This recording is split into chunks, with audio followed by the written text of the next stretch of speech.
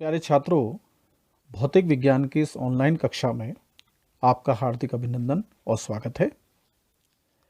आज इस कक्षा के माध्यम से हम भौतिक विज्ञान इंटरमीडिएट के पाठ्यक्रम के तहत इकाई 1 स्थिर वैद्युतिकी के अंतर्गत अध्याय 2 वैद्युत फ्लक्स तथा गॉस की प्रमेय के तहत गॉस की प्रमेय के अनुप्रयोग 2 अर्थात अनंत विस्तार की समतल आवेशित अचालक चादर के निकट विद्युत क्षेत्र की तीव्रता का सूत्र स्थापित करेंगे। प्यारे बच्चों, एक बार फिर से देखेंगे। आज इस कक्षा के माध्यम से हम गॉस की प्रमेय का अनुप्रयोग 2 यानी दूसरा अनुप्रयोग करेंगे। और दूसरा अनुप्रयोग क्या है? अनंत विस्तार की समतल आवेशित अचालक चादर के निकट विद्युत क्षेत्र की तीव्रता। प्यारे बच्चों, इससे पहले कि हम उक्त सूत्र की स्थापना करें, हमें पृष्ठ आवेश घनत्व को समझना बहुत आवश्यक है। एक बार फिर से देखते हैं। मैंने कहा विद्युत क्षेत्र की तीव्रता यानी अनंत विस्तार की समतल आवेशित अचालक चादर के निकट विद्युत क्षेत्र की तीव्रता को समझने से पूर्व हमें पृष्ठ आवेश घनत्व या इसका एक नाम और है आवेश का पृष्ठ घनत्व, या तो आप पृष्ठ आवेश घनत्व कहिए या आवेश का पृष्ठ घनत्व कहिए, बात एक ही है। तो पहले हम इसको समझ लेते हैं कि ये क्या चीज है। तो प्यारे बच्चों, पृष्ठ आवेश घनत्व या आवेश का पृष्ठ घनत्व को जिस अक्षर से, जिस प्रतीक से हम संबोधित करते हैं या लिखते हैं, वो प्रतीक है सिग्मा, SIGMA। और इस तरीके से बनाते हैं उसको। एक बार मैं फिर से यहां पर बना रहा हूं। हम O बनाएंगे और यहां पर एक क्षैतिज रेखा खींच देंगे। प्यारे बच्चों, ये प्रतीक भी आपने कहीं ना कहीं देखा होगा। कभी आपने अगर कंप्यूटर का प्रयोग किया होगा और कंप्यूटर में एक्सेल यूज किया होगा तो ये प्रतीक भी वहां आपको मिलेगा। इस प्रतीक का नाम है सिग्मा। ये भी सिग्मा और ये भी सिग्मा, लेकिन इस सिग्मा का योग का मतलब जो है वो योग से है और इस सिग्मा का अर्थ है पृष्ठ आवेश घनत्व। अब पृष्ठ आवेश घनत्व है क्या? कि जब आवेश को क्षेत्रफल से भाग किया जाता है, या हम ऐसा कह सकते हैं कि एकांक क्षेत्रफल में यदि ए का मान हम 1 कर दें, 1 का मतलब 1 सेंटीमीटर लंबा 1 सेंटीमीटर चौड़ा, या 1 मीटर लंबा 1 मीटर चौड़ा, ये जो क्षेत्रफल होता है उसको एकांक कहते हैं। तो एकांक क्षेत्रफल में कितना आवेश फैल गया? 1 मीटर लंबा 1 मीटर चौड़ा हमने कोई चादर ली, चादर मतलब धातु की चादर ली है, या अन्य कोई पदार्थ लिया और उस पर आवेश हमने डाला, आवेश रखा, तो किस तरीके से वो आवेश जो है वहां पर फैल रहा है, वितरित हो रहा है, हम इसको कहेंगे पृष्ठ आवेश घनत्व।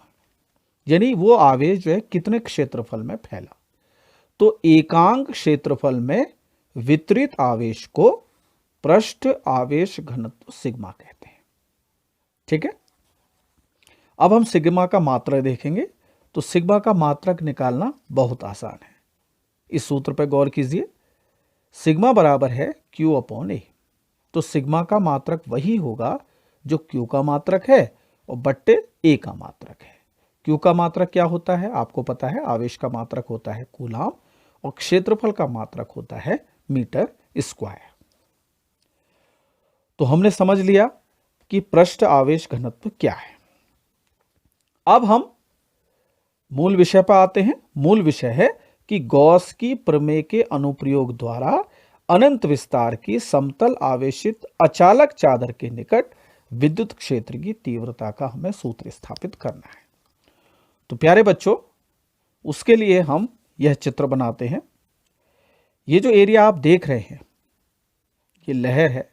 ये लहर बताती है कि ये जो चादर है ये अनंत विस्तार की है। उसके बाद चादर को यहां पर कंप्लीट कर दिया गया है और इस पर धनावेश दे दिया गया है। ये धनावेश को बताता है।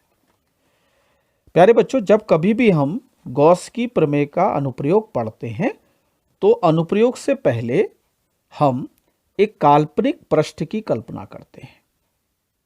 काल्पनिक पृष्ठ क्या होगा? बंद पृष्ठ होगा। कभी ये गोले के रूप में होता है, कभी ये घन के रूप में होता है और कभी ये बेलन के रूप में होता है। यहां पर ये बेलन के रूप में है। तो माना हमें इस समतल आवेशित अचालक चादर से r दूरी, ये देखिए यहां से लेके यहां तक की दूरी, ये देखिए r है, यहां ये बिंदु P माना है, आप देख पा रहे होंगे ये बिंदु P है। ये कितनी दूरी पर है? चादर से कितनी दूरी पर है? r दूरी पर। एक बिंदु हमने P लिया चादर के दाईं ओर, और वैसा ही सेम बिंदु ये P डैश है। ये बिंदु क्या है? P डैश है। P को हमने लिया चादर के दाईं ओर और चादर के बाईं ओर सममिति वाला बिंदु P डैश लिया जो उतनी ही दूरी पर है। एक बिंदु दाईं तरफ है चादर के और एक बिंदु बाईं तरफ है, बराबर दूरी पर है। अब इन बिंदुओं से हमने एक गॉसियन बेलन की कल्पना करी, जो कि कैसा पृष्ठ है? काल्पनिक पृष्ठ है, क्योंकि हमें विद्युत क्षेत्र की तीव्रता निकालनी है। तो विद्युत क्षेत्र की तीव्रता ज्ञात करने से पहले हमें एक काल्पनिक गॉसियन पृष्ठ की कल्पना करनी पड़ेगी। ठीक है, अब हम देखते हैं ये गॉसियन जो पृष्ठ है, ये इस तरीके से आप देख रहे हैं, ये दो इसके सिरे हैं और ये वाला जो भाग है ये वक्राकार भाग है इसका, और प्रत्येक सिरे का क्षेत्रफल जो है वो a है। इस सिरे की ओर चलते हैं हम। ये जो सिरा है ये कैसा है? वृत्ताकार होगा। जैसे आप कोई घर में ग्लास यूज करते हैं दूध पीने के लिए या चाय पीने के लिए, तो ग्लास कैसा होता है? बेलनाकार होता है। तो उसकी अगर आप तली को देखें तो तली आपको किस आकार में दिखाई देगी? वृत्ताकार में। तो उस तली का जो आकार है या सिरों का एक छोटा सा हमने क्षेत्रफल लिया dA। अगर आप इसको स्पष्ट रूप से देख पा रहे हैं, dA, एक छोटा सा हमने वृत्ताकार क्षेत्रफल लिया dA। और प्यारे बच्चों, अगर dA के ऊपर कोई वेक्टर नहीं है तो एक सामान्य ये क्षेत्रफल हो जाता है, और d का अर्थ छोटे से है। dA का मतलब छोटा क्षेत्रफल, d का मतलब छोटा। और यदि हम इस क्षेत्रफल पर एक लंब रेखा खींचे, जैसा आप ये देख पा रहे होंगे, एक पेन मैंने रखा है, तो इसकी दिशा जो होती है वो क्षेत्रफल सदिश को बताती है।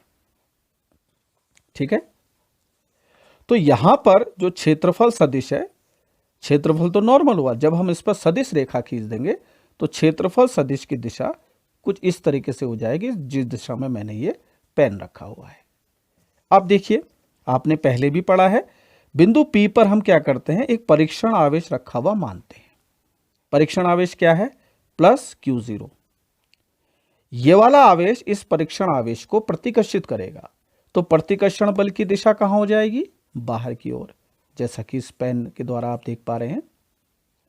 और आपको मालूम है कि जिस दिशा में प्रतिकर्षण बल होता है उसी दिशा में विद्युत क्षेत्र भी होता है। ठीक है, इसका अर्थ ये हुआ कि dA वेक्टर मैंने पहले क्या बताया है? क्षेत्रफल सदिश। dA वेक्टर और E वेक्टर दोनों एक ही दिशा में हैं। ये देखिए, मैंने काले पेन से तो E वेक्टर को दर्शाया है और नीले पेन से मैंने dA वेक्टर को दर्शाया है। तो दोनों के बीच का कोण कितना हो गया? दो समांतर रेखाओं के बीच का कोण कितना होता है? 0 डिग्री। ठीक है, तो इसका मतलब इस सिरे पर E वेक्टर और dA वेक्टर के बीच का कोण है 0 डिग्री। अब आइए दूसरे सिरे की ओर चलते हैं, जो कि चादर के बाईं ओर है। यहां पर क्षेत्रफल सदिश बाईं ओर है, और पुनः हम यहां पर एक परीक्षण आवेश की कल्पना करेंगे। यह धनावेश इस परीक्षण आवेश को प्रतिकर्षित करेगा, तो प्रतिकर्षण बल की दिशा बाहर की ओर ही और होगी, और जिस दिशा में प्रतिकर्षण बल होता है उसी दिशा में विद्युत क्षेत्र की तीव्रता की दिशा भी वही होती है। तो एक बार फिर से देखिए, ये dA वेक्टर है, ये किस सिरे में है? चादर के बाईं ओर के सिरे में। ये dA वेक्टर और ये A वेक्टर, ये dA वेक्टर और ये E वेक्टर, और दोनों के बीच का कोण कितना हो गया? 0 डिग्री। तो इसका मतलब इस सिरे में भी dA वेक्टर और E वेक्टर के बीच का कोण 0 डिग्री है, और दाएं सिरे में भी 0 डिग्री है। तो हम क्या लिखते हैं, गॉसियन बेलन, यानी जो काल्पनिक पृष्ठ हमने जिसकी कल्पना की है, तो गॉसियन बेलन के सिरों से, एक सिरा ये हो गया दायां सिरा और एक सिरा बायां सिरा, से गुजरने वाला विद्युत फ्लक्स। आपको पता है विद्युत फ्लक्स एक सिरे से ये हो गया, दूसरे सिरे से ये हो गया, तो पहले सिरे से विद्युत फ्लक्स की जो परिभाषा है E vector dot D A vector, ये तो इस सिरे से हो गया, ये वाले सिरे से, और दूसरे सिरे से E vector dot D A vector, ठीक है ना। अब लिखेंगे या फाई ई बराबर, यहां पर हम अदिश गुणन की परिभाषा से लिखेंगे E D A cos theta, plus यहां भी लिखेंगे integration E D A cos theta, और ऊपर चित्र के माध्यम से स्पष्ट किया गया है कि दोनों ही स्थितियों में थीटा का मान 0 डिग्री है। तो लिखेंगे या फाई ई बराबर integration E D A plus integration E D A. क्यों? क्योंकि कॉस 0 डिग्री का मान होता है 1। तो यहां पे हमने थीटा का मान कितना लिख दिया, 0 डिग्री। यहां पे भी थीटा का मान कितना लिख दिया, 0 डिग्री। और कॉस 0 का मान फिर क्या लिख दिया हमने, 1। तो 1 से जब गुणा करेंगे तो यही तो आएगा, ठीक है। तो यह लिखेंगे फाई ई बराबर, ई को बाहर लिया इंटीग्रेशन डी ए प्लस ई को बाहर लिया क्योंकि ई का मान हमें ज्ञात करना है, इंटीग्रेशन डी ए। या लिखेंगे फाई ई बराबर ई, और मैंने पहले भी बताया है कि इंटीग्रेशन डी ए होता है खाली ए, इंटीग्रेशन डी ए होता है ए, यानी ये भी हट जाता है और ये भी हट जाता है, प्लस यहां भी देखिए इंटीग्रेशन डी ए, यानी ये दोनों हट गए, इंटीग्रेशन डी ए होता है खाली ए।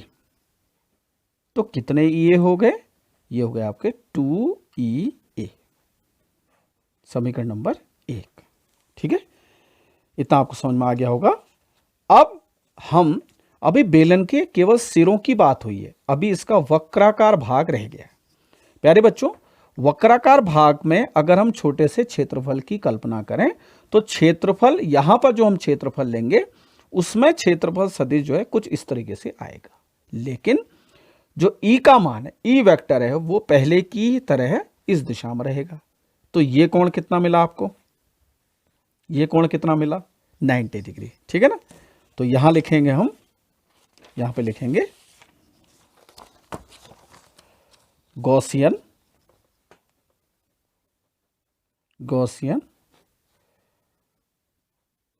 वक्र भाग से गुजरने वाला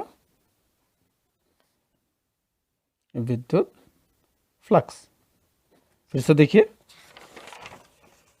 अभी हमने केवल सिरों से गुजरने वाला विद्युत फ्लक्स निकाला, अभी ये वक्राकार भाग भी तो रह गया। गिलास को जब आप पकड़ते हैं तो हाथ से पकड़ते हैं गिलास को ऐसे, तो इस तरीके से जो जहां जिस भाग को आप टच कर रहे हैं पकड़ते समय, वो है उसका वक्राकार भाग, ठीक है ना। तो वहां पर गॉसियन पृष्ठ, गॉसियन वक्र भाग से गुजरने वाला विद्युत फ्लक्स बराबर क्या होगा, integration E D A cos 90 degree बराबर, और कॉस 90 कितना होता है, ई डी ए 0। यहां पर चूंकि लिखेंगे कॉस 90 डिग्री बराबर 0, बराबर पूरा 0 आ गया, ठीक है ना। तो इसका अर्थ ये हुआ कि गॉसियन जो हमारा वक्राकार भाग है, इससे कोई भी विद्युत फ्लक्स प्रवाहित या बद्ध नहीं होगा। अतः संपूर्ण गॉसियन बेलन से गुजरने वाला विद्युत फ्लक्स, संपूर्ण गॉसियन बेलन क्या हुआ, संपूर्ण गॉसियन बेलन हुआ ये दो सिरों से गुजरने वाला विद्युत फ्लक्स, और ये जो वक्राकार भाग है ये इससे गुजरने वाला विद्युत फ्लक्स। तो बराबर क्या आएगा बोलो, फाई ई बराबर 2EA, समीकरण 1 के अनुसार, और ये समीकरण हो गई 2, 2EA प्लस वक्राकार भाग से 0 हो गया। तो फाई ई बराबर हो गया आपका 2EA। अब ये अनुप्रयोग किसका है?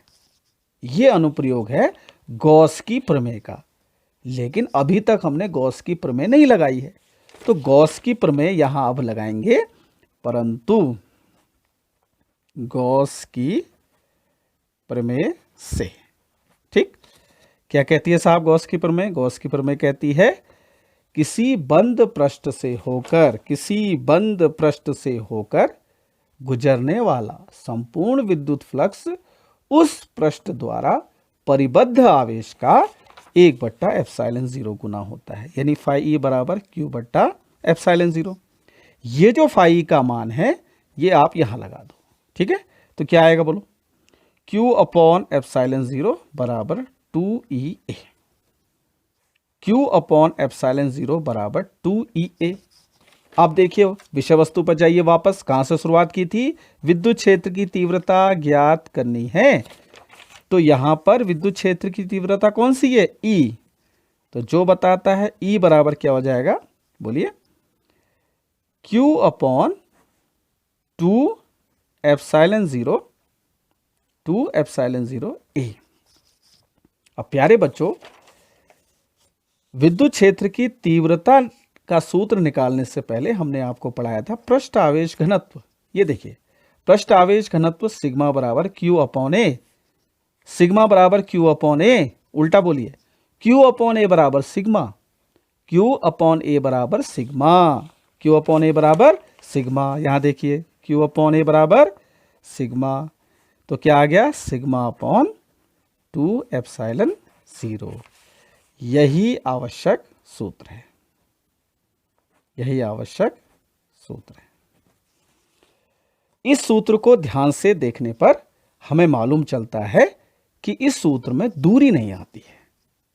दूरी कहां आ रही है? दूरी हमने मानी थी, लेकिन दूरी नहीं आ रही है। इसका मतलब ये हुआ कि जो समतल हमने चादर ली, अचालक चादर ली, उसके आसपास के समस्त बिंदुओं पर विद्युत क्षेत्र की तीव्रता एक समान होती है।